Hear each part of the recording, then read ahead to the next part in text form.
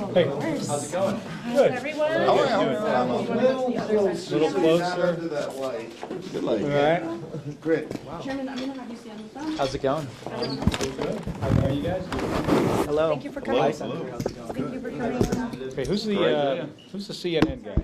Hi. Who's CNN? Kagan.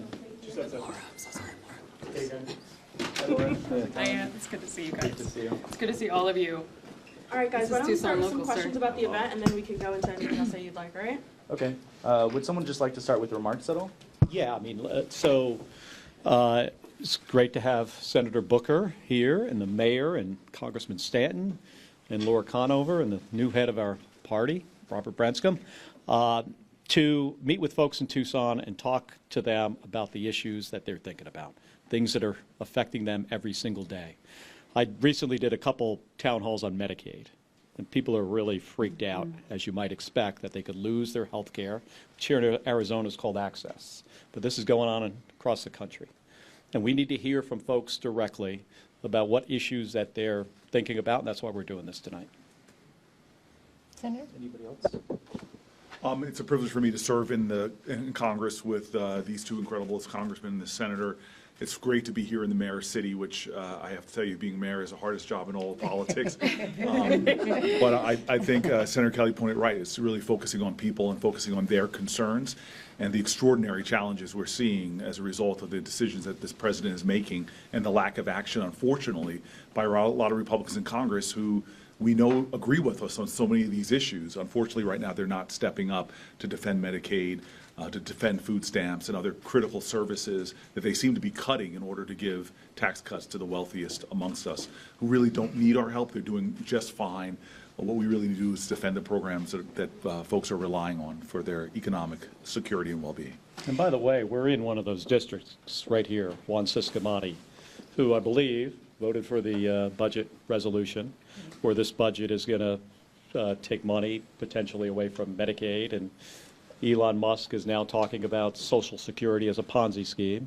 And this is all to fund a big, giant tax cut. So think of it this way. They're going to take money out of the pockets of people that don't have a lot of money, take away their health care, to give it to the wealthiest Americans. The thing I would add is that so many of my colleagues in the House, the Republican colleagues, it seems like their number one motivating factor right now in how they make decisions is fear of Donald Trump. If they don't do what Donald Trump wants, they're going to be primaried. I think you're going to hear a lot of people in this audience, Democrats, many of them, but also Republicans and independents who are really angry about what they see going on in Washington, D.C., including the loss of Medicaid. Over 100,000 residents right here in AZ 06 would lose Medicaid coverage if the resolution, as voted on by Congressman Ciscomani, does pass. They're going to see a change of political calculus. They better not be afraid of Donald Trump. They better be afraid of the reaction of the regular people in AZ 06 and other districts like it around the country if they don't start standing up to Donald Trump and fighting for health care and Social Security and restoring the Department of Education and these radical things that the president is doing. They better start standing up and having their voices heard. Otherwise, they're going to have a very rough election next year. And I'd like to welcome Senator Booker and, of course, our very own Tucson resident, Mark Kelly, and, of course, our Congressman Laura's here all the time with us, and our new chair of the Arizona Democratic Party, for having this town hall here in Tucson. There's a big portion of Tucsonans that are not being heard or represented by Congressman Ciscomani, and they're here to answer questions, to listen to our constituents, and make sure that they take all of the concerns with them to Congress so that they can continue fighting. And for me, as the mayor of Tucson, we have seen the effects of what Donald Trump is doing to our EVA, to our public education department. We can see tangibly already the cuts that are happening, and just like the senator said, taking from the most vulnerable and the poorest of our country and working families to give to billionaires. It is unacceptable, and I'm grateful that this delegation is here to listen to the concerns that Tucsonans have. And it's the perfect time on Sunday night, because Senator Booker's words about this being a moral moment resonates so deeply with Tucson, right? I mean, this is the place where we go back to the 70s and 80s, to the heart of the sanctuary movement. This is a place more recently where during the heart of COVID, we sacrificed deeply to make sure we were saving lives. We take care of our own here in Tucson. And so that the moral moment, though, that's a phrase that is deep in our hearts. Yeah. But I'd like to thank the senators, the congressmen, the mayor, and the district prosecutor here. Even though I'm the state party chair, this is a nonpartisan issue. This affects not only everyone in Arizona, it affects everyone across the United States. And we're here to tell them that we see you, we hear you, and we're fighting for you every day. Amen. Congressman Ciscomani says these are outrageous lies that the Republicans are moving forward with cuts to Medicaid. Do you guys want to respond to? Yeah, so what they're trying to do is take this thing that's going to cost $6 trillion, this big tax cut for the wealthiest Americans. They're going to try to get it down to $4 trillion. So they were instructed to take money out of the Energy and Commerce Committee, upwards of possibly $1 trillion. The only cuts you could make there, which are going to have any effect, anything close to that, is from Medicaid or Medicare. And that could add up to potentially $880 billion. If they take the federal match on Medicaid here in the state of Arizona from, 90% to 80%, it's going to kick off the entire expansion population. This district we are in right now was Gabby Gifford's district. When my wife Gabby voted for the Affordable Care Act, she was voting to expand health care. And the effect that had in the state of Arizona has been nothing but positive. Getting people out of the emergency room, getting them primary care before they get really sick. If we see these cuts, and this is what people don't understand, it's not like there's not a separate health care system for Medicaid, and one for Medicare, and one for private payer and private insurance. It's all the same health care system. And the foundation of the system here in the state of Arizona is Medicaid. If that gets cut significantly, it's going to affect everybody. I'll just add on that real quick. Look, the math simply doesn't work without making these massive Medicaid cuts. Congressman Ciscomani knows that is true. But if that's not enough, what happened on the House floor this week in order to get the Freedom Caucus to vote for this budget resolution was a specific memorandum from the White House requiring that the cuts come from Medicaid. And so that was a deal point in order to get the recalcitrant members who were thinking about voting no to vote yes. And if Congressman Ciscomani and others who have made Medicaid a deal point for them, if they're serious about it, they should have voted no because of that. Yeah, they're just trying to kick the can down the road to say this isn't going to happen until the second it does happen. We're trying to get in front of it, make sure the American people know what they're actually about to do, and possibly we could get them to stop it. If somebody like Juan Ciscomani stands up and says, enough, I'm not going to do this, maybe it won't pass.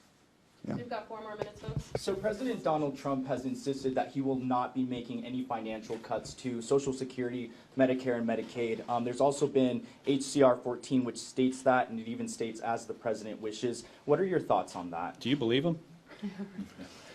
He had he had high tariffs, and he changed them, and he changed them, and he changed them. We know that he's lost credibility not only on tariff policy, but he has no credibility when he makes that statement. He needs to read the budget resolution that his team is trying to jam through the United States Congress, which requires massive Medicaid cuts. It would take over 500,000 of our fellow Arizonans off of Medicaid, meaning they can't see their primary care physician. The cost would go up because most of them would seek care in emergency care setting, and rural hospitals would close under this plan. And that affects not just Medicaid patients, it affects all people who utilize those hospitals. He needs to read his own plan instead of just speaking out of hand just to say whatever is convenient in the moment. The president contradicts himself multiple times every single week. He often can't remember what he said the day before, and he'll go 180 degrees on multiple issues. So I wouldn't, like the congressman says here, I wouldn't trust him on this. Senator Booker, can we get a response to that? A response to what specifically? So President Donald Trump has said that he will not be making financial cuts to Medicaid, Medicare, and Social Security. What are your thoughts on that? Again, this is not an issue right now of what Donald Trump says, is what he's doing. The bill that has moved through Congress clearly takes direct aim at Medicaid and other vital programs. You don't have to even wait for that bill. He's already undermined Social Security in the United States of America, and you see that by them undermining services and shaking what is a bedrock promise to people. He's attacked public education. He has attacked retirement security. He's attacked our veterans. These are all things and folks that he said he would not do anything, but the facts are the facts. And so here we have what I think is probably one of the greatest threats to Americans' well-being, because as Senator Kelly said very plainly, we have a complicated medical system in the United States of America. To attack Medicaid would not only hurt the direct recipients who rely on Medicaid, but it would hurt our entire medical system, because so many of our hospitals, so many of our doctors, and so many of our other medical professionals really rely on that program to make everything work. This is a threat to us, and it's not kind of wait and see. We'll try to trust you, Donald Trump. It's time to stand up right now and not focus on Donald Trump only, really focus on those Republican Congress people who have the power to stop him. It only takes 3 people, and I believe one of them is right here in Arizona, to say I'm not going to vote for any bill that in any way cuts or diminishes Medicaid or hurts the great folks of Arizona who rely on programs for their health care, for their retirement security, for their veteran benefits, and more. I got time for one last one, and then we gotta go. I just wanted to answer that question. Yep. Donald Trump also said he would bring the prices of eggs down on day one, and that our economy would be the greatest ever seen in this country. And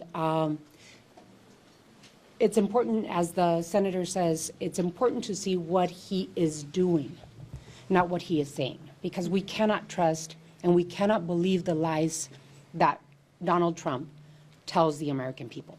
And unfortunately, Representative Ciscomani is moving along the same lines, right? Saying lies every time they open their mouth.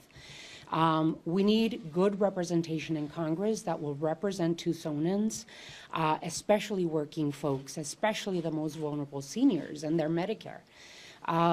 We cannot afford to sit idly by and let these leaders destroy our public education, our Department of Education, our Medicare, our Social Security, our VA. We cannot let that happen. And so that's what we want to do today. We want to take the questions from Tucsonans, those that lack representation or cannot get a hold of their representative, and be able to take that information to Congress so that they can help with policy, and they can help take a stand, a fierce stand against what Donald Trump and Republicans in Congress are not willing to do. They're not willing to stand up to Donald Trump. They're willing to throw their constituents under the bus, and because they're afraid of primaries, because they're afraid to stand up to the bully. Thank you so much, folks. We gotta move on. Thank you. Thank you. Thank you. Thank you so much.